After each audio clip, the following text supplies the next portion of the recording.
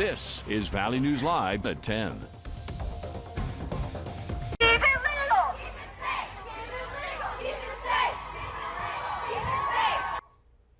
That was the scene tonight in Town Square in Grand Forks as people took to the streets to rally for abortion rights. North Dakota's Attorney General Drew Wrigley has indicated it won't be long before he signs off on the state's, they call them trigger laws, effectively banning abortion in the state as soon as the Supreme Court's decision overturning Roe v. Wade goes final. But in the days since the Supreme Court made that move, a number of donors have made it possible for North Dakota's only abortion clinic to continue its services. Joel Crane reports. The Red River Women's Clinic is moving locations to Moorhead. We're so fortunate that we are right next door to the politically protected state of Minnesota. And obviously we wouldn't be where we are right now in thinking about opening this facility in Moorhead if Minnesota wasn't right there. The move is made possible by a GoFundMe page, which, as of this afternoon, has garnered more than $700,000 in donations, a significantly higher amount than their original goal of $20,000. I think that what has happened is what we already knew. The vast majority of both North Dakotans and Americans do not believe that abortion should be a right that is taken away or that should go to the states. Now that it's here and it's reality, My body, my choice. people are putting themselves forward in any way, shape that they can. As donations continue to pour in for the clinic, March for Life organizers in Bismarck are discussing their next moves. We have been planning to march in January regardless.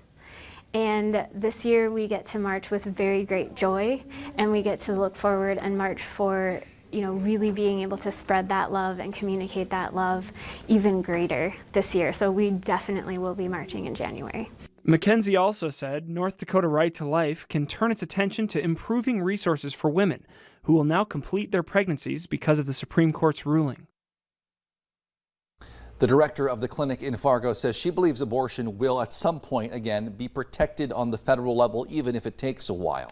Because of that, she plans to use the money raised from the GoFundMe in part to keep the clinic's Fargo location open as it moves its abortion services across the river. She says she doesn't expect there to be a lapse in care for patients. Meanwhile, Planned Parenthood is expecting thousands of women from many different states to come to Minnesota for abortion services in the near future. Minnesota is essentially becoming an island surrounded by states that have either already stopped doing abortions or are planning on stopping. Besides North Dakota, Wisconsin has already reverted back to an 1849 law banning abortions there. Governor Tim Walz of Minnesota, Attorney General Keith Ellison both promise to protect anyone coming to the state to get an abortion, but that could change come November.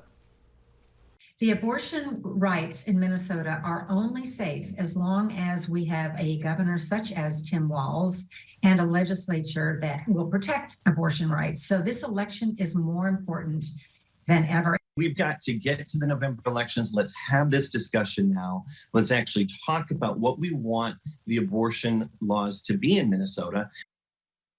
Abortion opponents are vowing to flip the Minnesota now Democratic House to the GOP in November.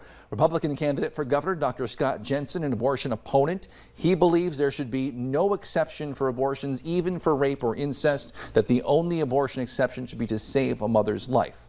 Following the Supreme Court's decision, several prominent corporations have declared their commitment to provide employees with benefits needed to travel out of state. The tech giant Microsoft has extended its employees' health care to cover travel for abortion and gender-affirming care. Apple, Disney, Netflix, Nike, and Starbucks are just a few others that have promised their employees the same. All right, switch gears now and talk about the weather a little bit. We saw a beautiful sunset not long ago. Colorful sky out there this evening. First Alert Storm Team meteorologist Nathan Hopper joins us now with the details. Nathan. Yeah, thanks, Justin. Stacy. Yeah, beautiful sunset there this evening. But now we've hit the new business week. We can finally kind of recover from Friday's storms. And yeah, we can confirm from the National Weather Service there were 6 total tornadoes that were surveyed from those storms on Friday. 4 of them in eastern New York. 4 of them in eastern North Dakota, 2 of them in the lakes area of Minnesota. The highest rating we saw was an EF2 tornado from the Rochard area toward Monaga that was on the ground for 31 miles. There could have been more tornadoes here embedded in some of that heavy rain and those damaging winds, but it would just be mixed in with the other wind damage and be hard to discern from straight line winds and tornado winds. But take a look at this EF2. That's the one that was from the Rochard area toward Monaga. It was on the ground for more than 30 minutes as well, with that 31-mile path, 600 yards wide there. But the winds estimate 115 miles per hour. This is the tornado that did the damage. Little Toad Lake, the Wolf Lake areas, and of course there's a lot of trees damaged there, as well as some buildings and campers that were also damaged there. We saw some pictures there from Little Toad Lake of the damage done by that tornado. Still watching a little cool front making its way through at this hour. Just a passing shower, maybe a rumble of thunder, all we're expecting from that. But for this evening, look at that beautiful shot there from our Corwin Auto Tower cam. A cool night is in store for us. A cold front comes through tomorrow, brings a chance of some showers and much cooler air tomorrow for some of us, especially up toward the north. We'll break down that full forecast here in a few minutes. All right, thanks so much, Nathan. Tonight we're following a developing story out of Texas. At least 40 people have been found dead inside a tractor trailer. It crashed southwest of San Antonio today. Police say 16 others inside were taken to a hospital, all in different conditions. The exact details surrounding the cause of this crash and what happened are still under investigation. Also tonight, at least 3 people are dead and many more hurt after an Amtrak train crashed in a Missouri cornfield. Officials say the train was traveling from Los Angeles to Chicago with more than 250 passengers and crew on board when it partially derailed after hitting a truck at a crossing. Now, the NTSB says it's sending a 14-member GO team to Missouri to try to figure out what caused that crash. The world is changing fast and furious related to how we assemble our financing. The old Kmart site on University Drive in Fargo was supposed to house about 80 senior living apartments. And we now know only about half of those will actually get built. Valley News team's Deshae Taylor joins us now live in studio to break down the reasons for the change. Deshae. Stacy, Justin, Enclave and Beyond Shelter Inc. are in partnership to develop the affordable housing units on this site. But now the developers no longer have enough funding to complete the project that was anticipated. Eligibility for certain funding through the U.S. Department of Housing and Urban Development had changed due to environmental rules. So the money expected for the project became unavailable. Beyond Shelter's CEO says the site has had environmental issues, including contaminated soils, and other environmental cleanup is still needed to be done to prepare the property for development. But the funding from HUD cannot be used to fix the problem. Due to this, the developers did not have enough financing to build all 80 units. Our plan B is to do a 39-unit project. In the future, if we can assemble another project for the remaining land, we would possibly look at a reuse of that site, and a limited commercial could be retail and our offices. Now, Madler says the organization is rapidly growing and there could be the possibility for Beyond Shelter to house their offices right there on the remaining land. Stacy, Justin? Thanks, Deshae. That project is expected to break ground this fall. Also new tonight, the city is looking to convert both University Drive and 10th Street from one-ways to 2-ways. If you live in the area, expect to receive something in the mail requesting your input. This will be part of a study to help finalize a plan for that corridor. The plan is for both to become 2-way streets between 19th Avenue North and 13th Avenue South. Project leaders say the study will be a long process and a potential concept for the project may not happen until late next year. New information on Saturday's aerial speeding enforcement. Highway Patrol utilized a plane with a camera capable of tracking the movements of drivers. Then they communicated with patrol officers on the ground to help enforce traffic safety laws. FPD says they made 24 stops and issued 24 tickets Saturday, but they say the aircraft was harassed by a laser. The pilot says someone was pointing a green laser at his aircraft, which they traced to a home in West Fargo. The report on that will be forwarded to the FAA.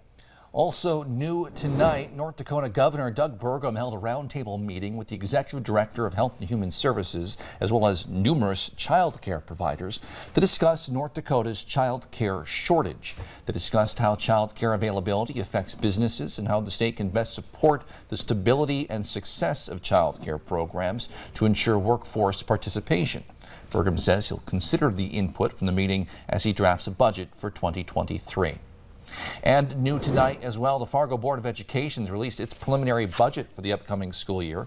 The tax rate remains the same, about 126.78 mils, but they project a 7.5% increase in property tax revenue. The biggest projected increase in cost comes from utilities, including a 128% increase in natural gas, more than double what they were projecting last year, a 38% increase in fuel oil, and a 16% increase in gasoline costs. The budget's set to be discussed at a board meeting tomorrow. And an update out of South Dakota, where former Attorney General Jason Ravensburg, who was removed from office last week on counts of manslaughter, is pressing for an investigation on the person he blames for his impeachment, fellow Republican Governor Kristi Noem. Last year, Ravensburg filed complaints against her to the state's Government Accountability Board, alleging she abused the powers of her office by interfering with the state agency's evaluation of her daughter's real estate appraiser license.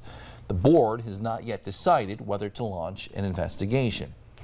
Friends and family of a young Fargo woman are still in disbelief tonight after she died in a motorcycle crash last night. North Dakota Highway Patrol says it happened just before 8 p.m. when 21-year-old Tessa Holt was headed south on University Drive, just south of I-94, when she lost control of her motorcycle and fell off. Investigators say that's when another motorcycle driver struck Holt. She later died. Friends and family say they know it wasn't because Holt was driving recklessly. And ever since then, she's been just hooked. She liked the thrill of it, the fun, the freedom. She was one of the safest drivers to be around. North Dakota Highway Patrol says no charges have been filed in the crash and the incident is still under investigation. Still to come in